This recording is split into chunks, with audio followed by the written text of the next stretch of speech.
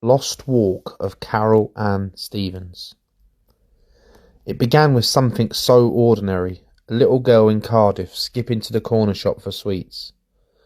Her name was Carol Ann Stevens, 6 years old, bright, talkative, and trusting of the world around her. On that spring afternoon in 1959, she waved to neighbours, smiled at the shopkeeper, and disappeared into history. Witnesses remembered seeing a dark car parked by the cemetery gates, the kind of place you wouldn't look twice at.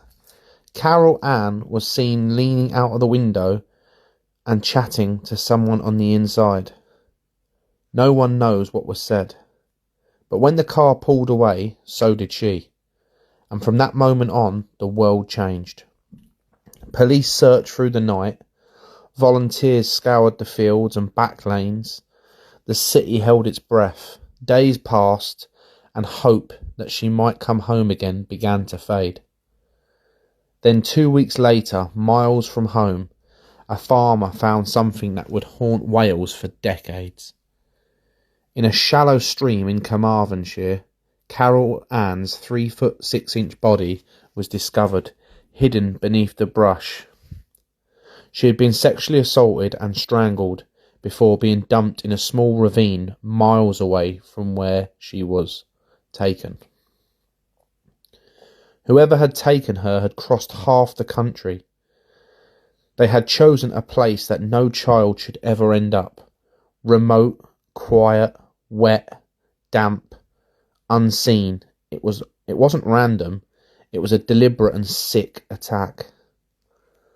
The police interviewed more than 10,000 people, searched 3,000 vehicles and took more than 1,200 statements. But there were few clues to help detectives. Detectives worked day and night, leads came and went, witnesses remembered fragments of that day, a man's voice, a car door slamming, a face that never quite came into focus. But the killer stayed in the shadows, just out of reach.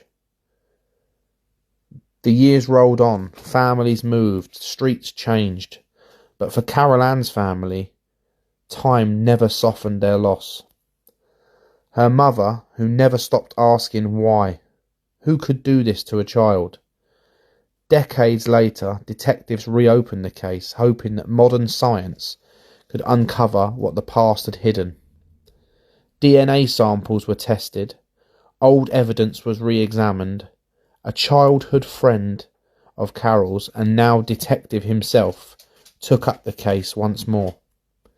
He said quaintly, "I've never forgotten, not once have I forgotten Carol."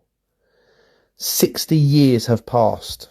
The man or men responsible may no longer walk among us, but secrets have a way of surviving, whispering through time, waiting for someone brave enough to listen. Carol Ann's story isn't just a mystery, it's a reminder of innocence stolen, of trust betrayed, of a small girl who simply went to buy sweets on a spring afternoon. For her mother and for her friends, and for the people who still remember that red cardigan and that bright smile, we keep telling this story, because somewhere someone knows the truth, and one day we hope justice will be done.